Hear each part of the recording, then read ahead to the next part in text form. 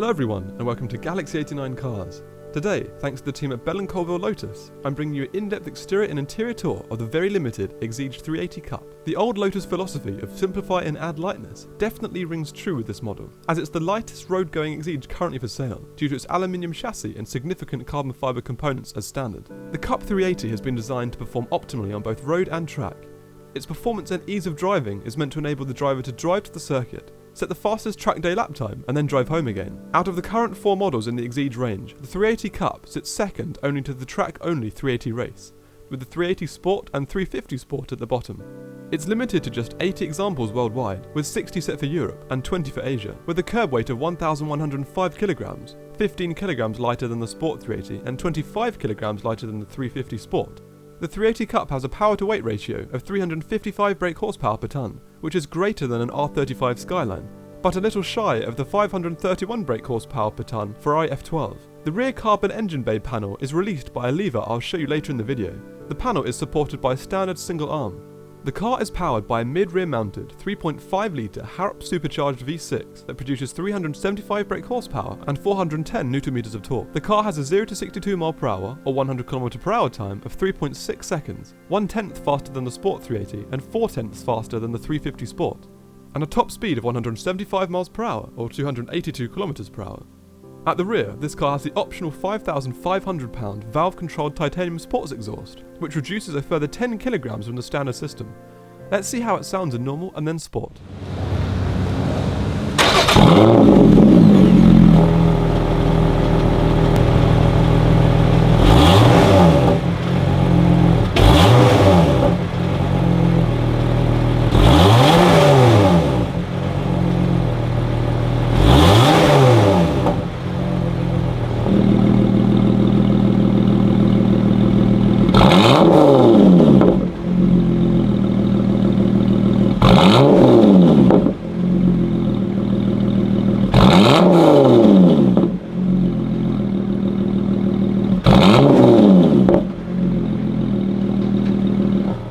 The 380 sits on 10-spoke, lightweight forged alloy wheels, 17 inches at the front and 18 at the rear, which are wrapped in Michelin Pilot Sport Cup 2 tyres. The car is rear-wheel drive and comes with an electric differential lock.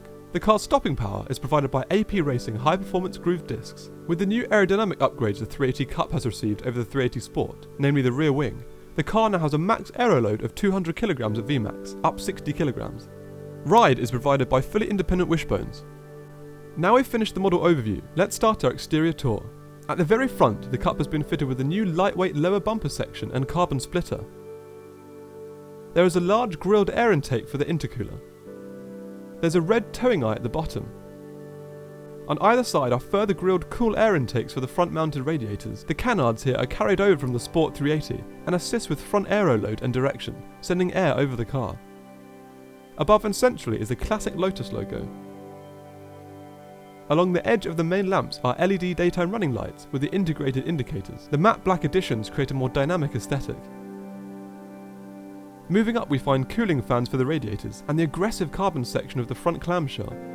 The painted lines are a new addition for this model. Louvres over the front arches are the first on any road-going Lotus and aim to equalise pressure within the front arches for smoother changes of direction. Moving up, the windscreen wiper has also been given a more GP aesthetic by being moved from its horizontal position to vertical. It also reduces airflow less in this position. Moving across, lateral aerodynamics have also been taken into consideration, but first we encounter the side indicator, which is emblazoned with the Exige logo. There are slits behind the front wheel arches that help air flow from the front arches along the side of the car and into the cool air intakes at the rear. Next are the slimline manually adjustable wing mirrors. Above is the fixed carbon fibre roof. In most Lotus models, a roadster version is an option, but here hardtop is the only variant available. Along the side run extended carbon fibre side skirts. Above, the lock mechanism is very simplistic, with the door handle integrated into the panel itself.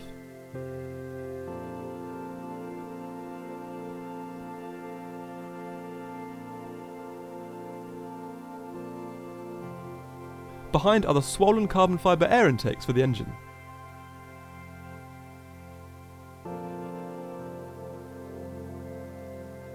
Above these are the rear arches, and these open before race vents that allow greater airflow to the engine. On the opposing side is the manually lockable fuel cap for the 48-litre fuel tank.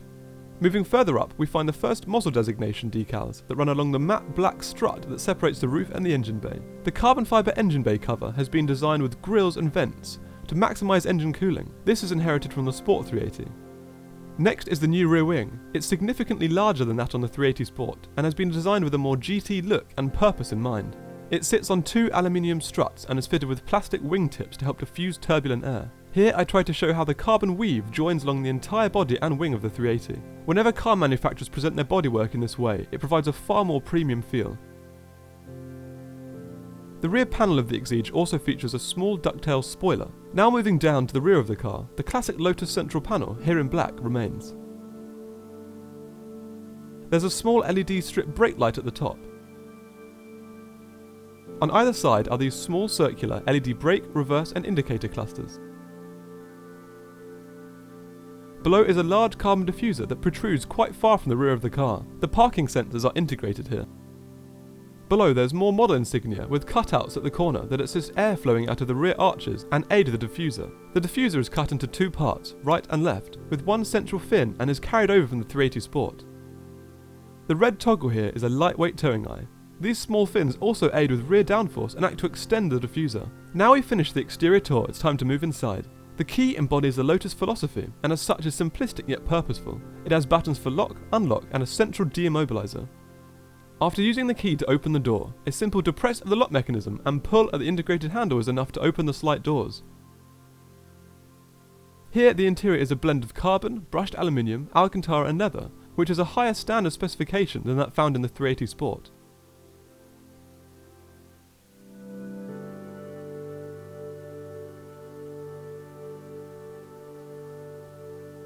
At the top, the doors start with the lock knob, and as we move forward we encounter a leather upholstered door handle that's integrated into the door. The main door section is upholstered in leather with red contrast stitching except for the centre section which is Alcantara, and also where we find the electric window controls. The door release handle is at the bottom. The sill and side skirt area here is quite large and high, and when mixed with the limited interior space results in challenging ingress and egress, at least for someone 183 cm tall. The sill itself is finished in gloss carbon fibre. Moving inside, there's a lever to release the rear engine bay cover at the rear. At the front, there's a small storage area, exterior light controls, engine start and drive modes, and the first manual air vent. The simplistic steering wheel is upholstered mainly in Alcantara, but also features leather around the hand positions of 9 and 3. There is a stitched 12 o'clock marker for that racing aesthetic, with horn buttons on either side.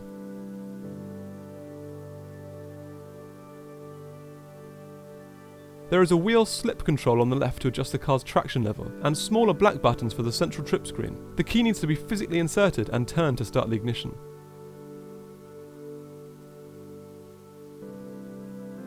The screen is very purposeful with revs on the left, a basic trip below, and speed on the right. The trip offers information for fuel, speed in miles per hour or kilometers per hour, time and mileage. The dash above contains a speaker on either side. Moving down on the central column, we find two Alcantara upholstered air vents with 380 model designation below. They can be directed, closed and opened easily.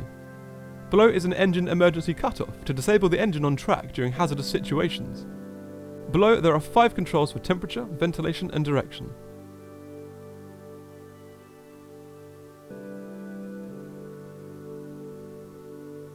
To add further rigidity, Lotus have added this aluminium central beam. Next is the central portion of the central column with the hazard light button. Behind is the only gearbox option available here, this 6-speed manual with high performance sports ratios and exposed linkages. The stick itself is brushed aluminium with the gear numbers and positions cut into the top. Behind is the leather upholstered handbrake, 12-volt socket, lifeline fire and safety system controls, interior light and small port window with a nice view of the engine bay above. Moving back down, there's a very small open glove compartment on the passenger side. This car definitely lacks in the storage department, but I feel it is a necessary sacrifice. Above this, on the passenger side, is the model number plaque, with another small storage area and USB connectivity. Now we move to the seats. They're lightweight, being constructed from carbon fibre. However, the small amount of leather and Alcantara padding actually makes them very comfortable, considerably more so than the all-carbon Lamborghini Performante, for example. There are more speakers behind the seats, one on each side, and also a bit more storage space. Now moving outside, we can take a look at the car's boot. Yes, it has one. The boot sits just behind the engine, so I imagine it may get a little hot. It has capacity for around 110 litres of storage as it extends slightly rearwards. Back inside briefly, there's a manually adjustable non-auto dimming rear view mirror that provides fairly obscured visibility thanks to the engine bay cover. There are also no sun visors, but the top of the windscreen is tinted quite heavily. So that concludes my in-depth tour of the 1 of 80 Lotus Exige 380 Cup. Thanks again to Bell & Colville Lotus for letting me film. All their contact details are in the description of the video. Please subscribe for the latest content, and until next time, thanks for watching.